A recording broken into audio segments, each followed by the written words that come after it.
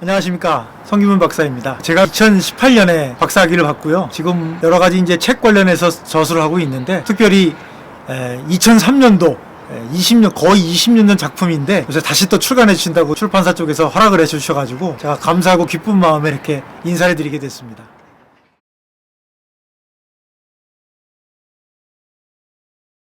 저도 사실은 빨리 계정증보판을 내고 싶었어요. 근데 이제 이것저것 하다 보니까 자꾸 계정증보로 하는 게 이제 후순위로 밀리더라고요. 왜냐면 그게 첫 번째 작품이라 애정도 큰데 여러 가지 또 부족한 부분이 많았거든요. 그래서 빨리 좀 고쳐갖고 좀 더 보완을 해서 내고자 하는 생각이 있었었는데, 그게 또 하다 보니까 20년이라는 세월이 흘렀네요. 한편으로는 제가 그 책을 쓸 때 접근했던 방법이 네러톨로지적인 접근 방법이라고 하거든요. 그때도 참 참신한 방법이었는데 아직도 참신한 방법으로 남아있어서 그런 어떤 방법론이나 접근하는 것들이 아직도 괜찮다, 아직도 참신하다, 아직도 좋다, 아직도 한국교회 역사서를 읽는 사람들에게 도전이 될 것이다 라는 생각이 들어서 이렇게 부끄러움을 무릅쓰고 다시 도전하게 되었습니다.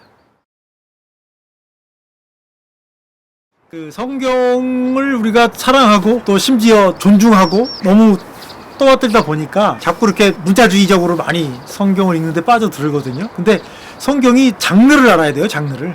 성경 장르가 스토리텔링이라고 하는 내러티브, 그 다음에 시, 그 다음에 예언, 신약에 가서는 복음서, 역사서, 서신서, 묵시, 그런 식으로 되어 있기 때문에 장르를 잘 이해하는 게 중요한데요. 그러니까 우리가 말하는 내러티브라고 하는 것은 이제 이야기체로 설명되어 산문으로 되어 있고 이야기체로 되어 있는 것이라고 할 수가 있겠는데, 얼마 전에는 문학적 성경 읽기라든지 혹은 수사학적 성경 읽기라든지 그런 식으로 좀 얘기가 되었었는데, 사실은 정확하게 얘기하면 내러톨로지라고 그래가지고 내러티브에 합당하고 내러티브에 적합한 방식으로 연구들이 많이 발전되었어요. 그래서 사실은 뭐 이야기 혹은 스토리 혹은 뭐 문학적 읽기, 수사학적 읽기를 포괄하기는 하지만 내러티브가 갖고 있는 여러 가지 특성들을 고려해서 읽는 것이 이제 내러티브 읽기죠. 쉽게 얘기하면 이제 내러티브 그러면 플롯이라고 하잖아요. 플롯. 어떤 의도를 갖고 이야기가 전개되는 플롯, 그 다음에 거기에 등장하는 캐릭터, 그리고 배경, 세팅이라고 하죠. 그런 것들을 아울러서 우리가 연구하는 게 내러티브 읽기이기 때문에 문학적 읽기나 수사학적 읽기하고는 좀 같으면서도 다른 부분이라고 할 수가 있겠습니다.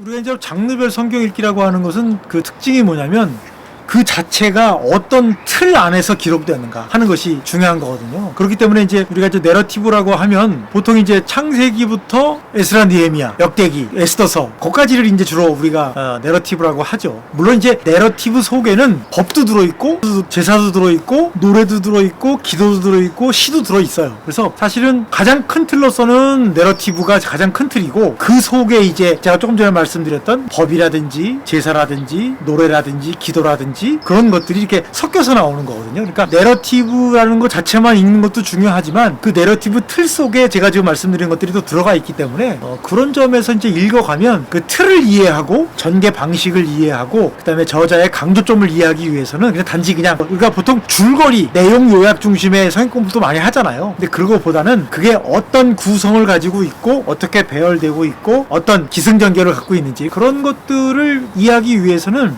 내러톨로지적 접근이 이제 필요하고요. 또 하나 이제 중요한 건 우리가 이제 성경을 읽다 보면 큐티 같은 거 하면 이제 적용을 많이 하는데, 어떤 때는 읽다 보면 이게 도대체 무슨 말인가, 단어나 내용이 헷갈리는 게 아니라 이야기의 전개 방식 같은 것들이 애매한 부분들이 있어요. 그러니까 그런 거를 해석하는 데는 또 내러톨로지적인 접근 방법이 필요하죠. 보통 이제 그 성경 해석의 역사가 이제 수천 년이 되잖아요. 그래서 처음에 초창기 성경 해석의 역사는 저자 중심이었어요.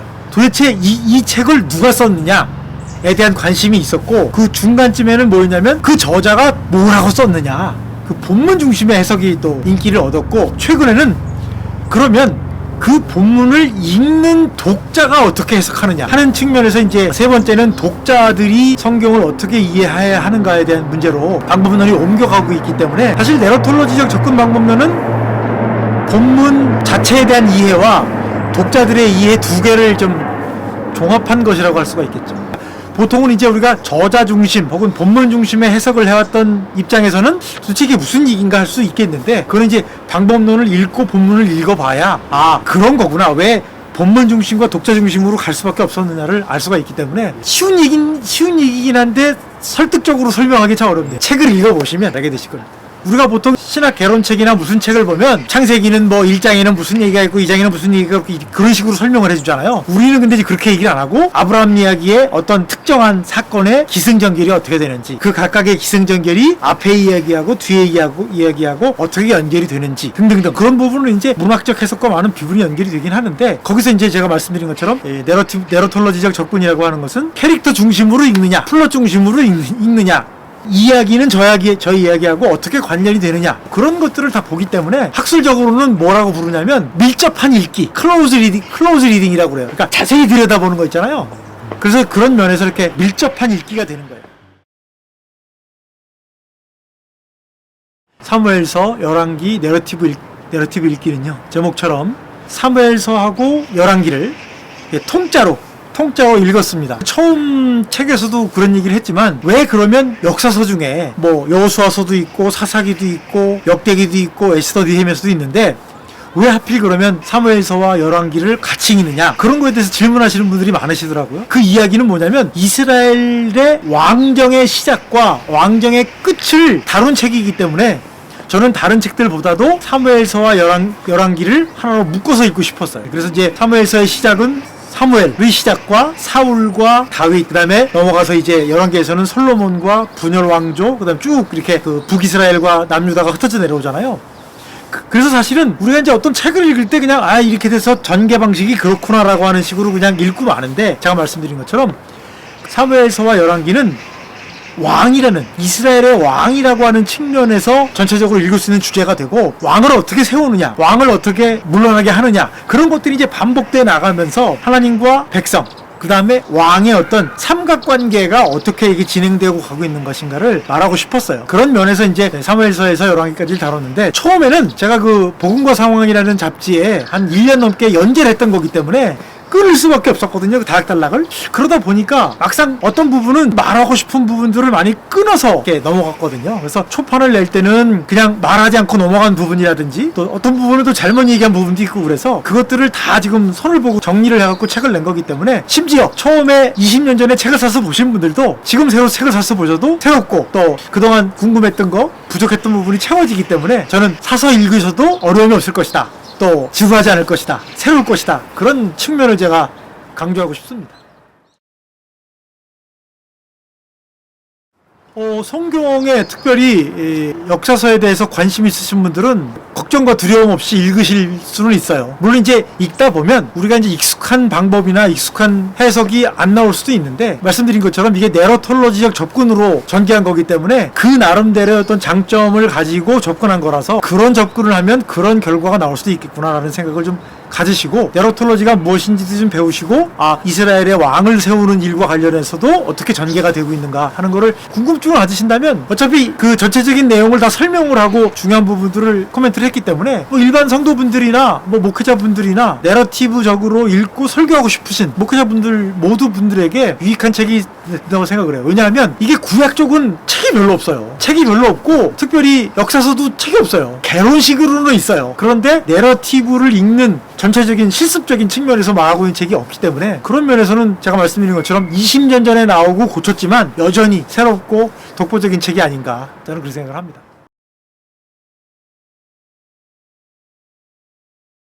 성경이 하나님의 책이긴 하지만 인간의 모든 면을 다루고 있다는 거죠. 그러니까 사실은 하나님이 뭐 했다라는 식으로만 얘기했다면 뭐 이건 약간 좀 오해가 있을 수 있는 부분이지만, 더 풍부하고 더 감동적이고 더 아름답진 않았을 것 같아요. 성경이 오직 모세 율법만 있다거나 그렇게 따면은 좀 무미건조하고 되게 또 어떻게 보면 무서울 수도 있잖아요. 하나님이 막 시키는 것만 많다. 그런데 사실은 시편을 봐도 감사기도, 감사 찬양만 있는 게 아니에요. 개인 탄식, 불평, 심지어 저주, 막 고통스러워하는 것들이 다 들어있잖아요. 그런 면에서 어떤 하나님을 대하는 인간의 어떤 모든 여러 가지 면들이 드러나 있듯이, 이 하나님이 역사 속에서 일하실 때 그런 되게 인간적이고 부족하고 갈등 있고 어떻게 보면 나쁘고 무식하고 한 그런 인간들 사이에서 어떻게 하나님이 역사하시는 것인가를 보여준다고 하는 측면에서 그런 부분도 되게 중요하다고 저는 생각을 하거든요. 너무 거룩하고 막 하늘에 있는 얘기하고 막 그런 신비스러운 얘기만 하고 있지 않고 인간의 삶에 있어서 하나님이 어떻게 역사를 하셨는가, 또 인간들이 그 하나님에 대해서 어떻게 반응했는가를 아주 적나라하게 보여준다는 점에서 중요한 부분들이 있고요. 제가 또 한 가지를 빼먹었는데, 이 역사서의 내러티브를 잘 공부하시면 좋은 게 뭐냐면 창세기, 그 다음에 오경, 욥기, 심지어 복음서도 사실은 내러티브로 기록되어 있기 때문에 그런 것들을 겸사겸사 해서 다 읽을 수가 있어서 단지 그냥 역사서의 어떤 한 부분만의 내러티브 읽기가 아니라 적용해서 보면 또 상당히 성경의 많은 부분을 또 보실 수가 있기 때문에 일거양득이 아닌가, 그런 생각도 듭니다.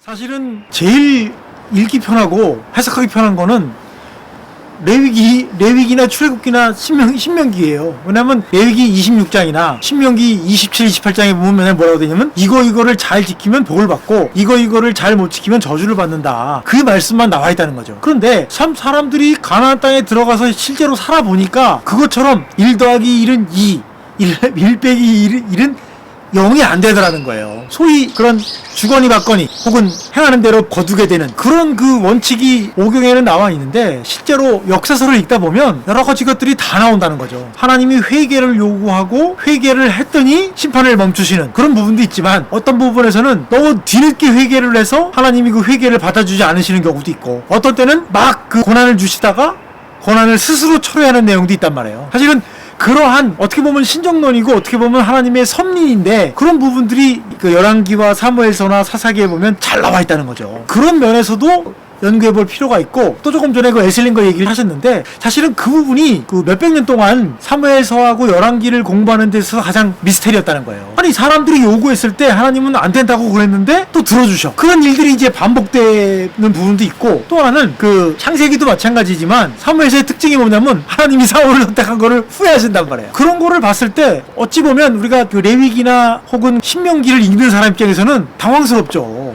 하나님은 움직이는 그림자도 없고 다 알고 계신다는데 이거 했다가 저거 했다가 왜 저러시냐 라고 하는 측면에서 본다면, 오히려 레위기 26장이나 신명기 27, 28장의 세계관보다 역사서의 세계관이 더 우리 현실에 어울리죠. 왜냐하면 어떤 사람들에게 재난이 임했을 때 이게 그 사람의 잘못인지 아니면 하나님의 어떤 다른 뜻이 있는 건지 알 수가 없잖아요. 그죠? 왜냐하면 저런 1 플러스 1은 2고 1 빼기 1은 0인 것처럼 세상 만사가 다 돌아간다면 세상에 뭐 걱정할 사람이 뭐가 있겠어요. 근데 우리 지식이 짧고 하나님이 그거에 대해서 잘 말씀을 잘 안 해주시기 때문에 헷갈린단 말이에요. 그래서 그 시편이나 그런 데 보면 의인은 의인인데 고난을 받아, 의인인데 고통을 당하고, 악인들은 잘 살고, 그런 어떤 또 다른 측면에서의 신정론 개념이 나오잖아요. 그 이제 욥기에도 잘 나오고 그러는데, 그러다 보니까 이제 그게 다니엘서나 그 복음서에 가면 하나님의 심판의 지연, 하나님의 어떤 보상의 지연이라는 개념도 나오고, 그래서 그리스도의 성육신도 오고, 그다음에 최후 심판 얘기도 나오는 이유가, 도대체 인생을 살아가는데 하나님을 잘 믿었는데 뭐 어떤 사람은 잘못을 행하는데 하나님 심판하지도 않는 것 같고, 그런 부분들이 사실은 그런 부분들에 대한 어떤 도전이라고 그럴까요? 그런 부분들에 대한 해답에 대한 추구가 사실은 그 역사서나 혹은 욥기나 심지어 다니엘서나 그 신약 부분에 나온다고 하는 거죠. 그런 면에서 새로운 지평을 열어주기 위해서는 특별히 한국교회가 자꾸 이 사람들로 하여금 막 낙심하고 교회를 떠나고 그러는 이유도 너무 레위기 26장과 신명기 27, 28장에 경도되어 있기 때문이라는 거죠. 마치 어린애들 하듯이 이거 하지 마라 저거 하지 마라 그러는데, 사실은 어른이 되면 여러 가지 그 상황 속에서 겪어가면서 상처도 입고 치유도 받고 위로도 받고 야단도 맞고, 그런 과정 속에서 신앙이라는 게 커가는 거기 때문에, 제가 볼 때는 그런 측면에서도 역사서가 또 지혜서나 시가서가 중요하죠. 그런 면에서 이것 자체가 신정론의 문제라든지, 왜 하나님은 거부하시는 것 같은데 수용하시는지, 또 수용했는데 하나님이 왜 후회하시든지 야단을 치시는지, 그런 여러 가지 복잡한 내용들이 특별히 사무엘서하고 열왕기에 나와 있기 때문에, 그런 거는 사실은 딴 오경에서는 볼 수가 없죠. 물론 오경에서도 나오지만, 하나님한테 야단 맞고 불순종으로도 나오지만, 그런 율법 중심으로 보면 그런 부분들이 잘 안 나와 있으니까, 그런 면에서 사무엘서하고 열왕기를 읽는 것도 중요하다, 그런 생각이 듭니다.